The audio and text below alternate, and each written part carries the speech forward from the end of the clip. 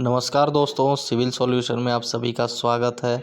और आज हम बात करेंगे बहुत ही मज़ेदार टॉपिक को लेकर। आज बात करेंगे और ऐसा टॉपिक है जो सभी स्टूडेंट्स जो भी इंजीनियर्स हैं और जो इंजीनियरिंग स्ट्रीम से पास आउट हैं और अपनी जॉब के लिए लगे हुए हैं, तो उनके लिए सबसे इम्पोर्टेंट वीडियो ये होने वाला है।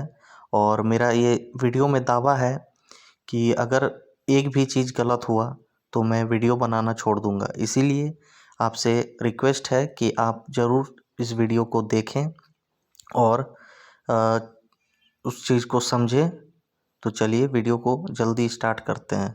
तो आज जो हमारा टॉपिक वो इंटरव्यू के बेस्ड है, और ये 7 ही इंटरव्यू के ऐसे सवाल हैं जो अक्सर कंपनी में पूछे जाते हैं। और ये एक नहीं, मतलब मैक्सिमम जितने भी कंपनी आप कहीं भी जाइए इंजीनियरिंग सेक्टर में, हमारे सिविल से रिलेटेड सभी जगह से यही 7 क्वेश्चन आपको देखने को मिलेंगे। आप कितने भी बड़े यूट्यूबर या एजुकेशनल चैनल या फिर कोई भी ऐसे बड़े इंजीनियर, जो भी आप किसी से भी ये पूछ सकते हैं कि ये 7 सवाल आपके लिए कितने इम्पोर्टेंट हैं, क्योंकि कहीं ना कहीं वो भी अगर किसी लेवल पे पहुँचे हैं तो इन 7 सवाल से ही गुजरे होंगे। क्योंकि सिविल इंजीनियरिंग के यही जो 7, और आप कितने भी बड़े वीडियो क्रिएटर या फिर कोई भी स्टडी चैनल आप कहीं भी पूछ लीजिए या कोई भी बड़े इंजीनियर को कि ये जो मैं 7 सवाल आपको बताने वाला हूँ ये कितने इम्पोर्टेंट हैं, कोई भी ये नहीं बता सकता है कि ये गलत है। कोई नहीं बोल सकता, क्योंकि उन्होंने भी कहीं ना कहीं इन सभी सवालों से ही गुजर के वो इंजीनियर बने हैं या फिर कहीं पे अच्छी जगह पे हैं। तो सबसे पहले हमारा जो है डेली प्रोग्रेस रिपोर्ट, यानी जो डीपीआर, इसके बारे में आपको पूछा जाता है। अगर आप प्लानिंग सेक्शन में काम या बिलिंग सेक्शन में काम या फिर अगर आप नॉर्मल भी साइट में इंजीनियर हैं, तो आपको डेली आप कितना अपने टारगेट को अचीव कर पा रहे हैं, कितना प्रोग्रेस हुआ है, इसके बारे में आपसे ज़रूर पूछा जाएगा। आरएफआई आरएफआई एक ऐसा डॉक्यूमेंट है जिसके बिना बहुत से हमारे बीओक्यू प्रोजेक्ट, ईपीसी प्रोजेक्ट, इनके बिना अधूरा है। तो इसमें सारे सपोर्टिंग डॉक्यूमेंट्स लगते हैं, तो इसके बारे में आपको पता होना चाहिए। आरएफआई यानी रिक्वेस्ट फॉर इंफॉर्मेशन। जो भी आपके क्लाइंट है, इसी के बेसिस पे आपके रिक्वेस्ट के जो डॉक्यूमेंट हैं उनके हिसाब से वो चेकिंग पे आते हैं और आपके बेड या फिर कोई भी जो भी आपका काम है उसे पास करते हैं, तभी जाके आपका काम आगे बढ़ता है। तीसरा जो कि इम्पोर्टेंट है, और ये कंक्रीट कंक्रीट से ही हमारा जो है कंस्ट्रक्शन को, मतलब बिना कंक्रीट के हम कंस्ट्रक्शन इमेजिन नहीं कर सकते। तो कंक्रीट जो है कंस्ट्रक्शन लाइन में मोस्ट इम्पॉर्टेंट रोल प्ले करता है। और कंक्रीट के बारे में आपको इसका ग्रेड, इसका मटेरियल, ये सब चीज़ें आपको पता होनी चाहिए, और इसी से भी आपको मैक्सिमम क्वेश्चन इससे पूछे जाते हैं। और कंक्रीट ऐसा टॉपिक है, आपको प्राइवेट सेक्टर तो छोड़िए, आपको हर कॉम्पिटिटिव एग्ज़ाम में भी आपको कंक्रीट से क्वेश्चन आता ही आता है। चौथा चौथा जो हमारा टॉपिक है वो स्टील है। स्टील, आपको कौन सी स्टील कहाँ पे यूज़ होती है, ये चीज़ आपको ध्यान में होनी चाहिए।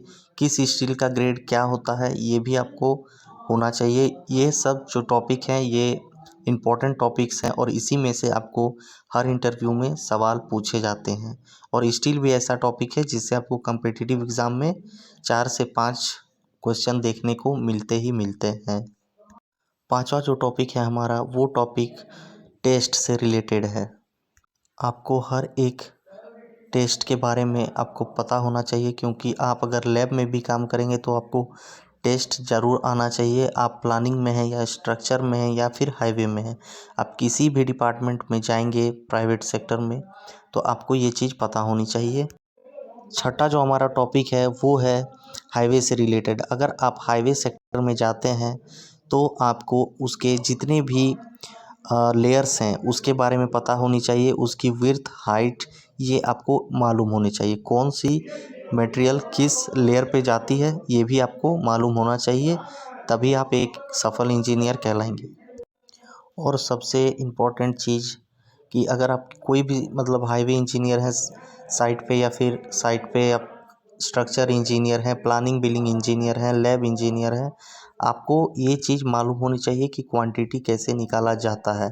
और उसके लिए सबसे ज़रूरी चीज़ है यूनिट जानना, किसकी क्वांटिटी किसके यूनिट से निकलती है, यानी किस में एम क्यूब लगेगा, किस में केजी लगेगा, और कौन सी ऐसी चीज़ है जो मतलब लीटर में होगी, टन में होगी। ये चीज़ आपको यूनिट पता होनी चाहिए, तभी आप क्वांटिटी निकाल पाएंगे। और ये जो मैंने 7 क्वेश्चन बताया, अगर आप इसको नोट करके रखेंगे तो मैं आपको गारंटी देता हूँ कि ये 7 क्वेश्चन ही से एक भी क्वेश्चन आपको बाहर नहीं पूछे जाएंगे। इन्हीं टॉपिक से आपको, चाहे आपको मैक्सिमम जितने भी प्राइवेट सेक्टर के कंपनीज़ हैं या फिर इन सब टॉपिक से आपको कम्पिटिटिव लेवल एग्ज़ाम जेई से भी आपको इस क्वेश्चन के बारे में देखने को मिलेगा। आशा करता हूँ कि ये सारे टॉपिक आप नोट करके रखे होंगे, और वीडियो अच्छा लगे तो लाइक, सब्सक्राइब और शेयर ज़रूर कीजिएगा, और कमेंट ज़रूर कीजिएगा कि अगला किस टॉपिक पे आपको दिक्कत है। उस टॉपिक पे आपको वीडियो बना के मैं दूंगा। वो चाहे किसी भी आपको हाईवे प्रोजेक्ट हो, बिल्डिंग प्रोजेक्ट हो, या फिर कोई भी ऐसा टॉपिक हो आपके एजुकेशनल रिलेटेड, मैं आपको वो प्रोवाइड ज़रूर करूँगा। धन्यवाद।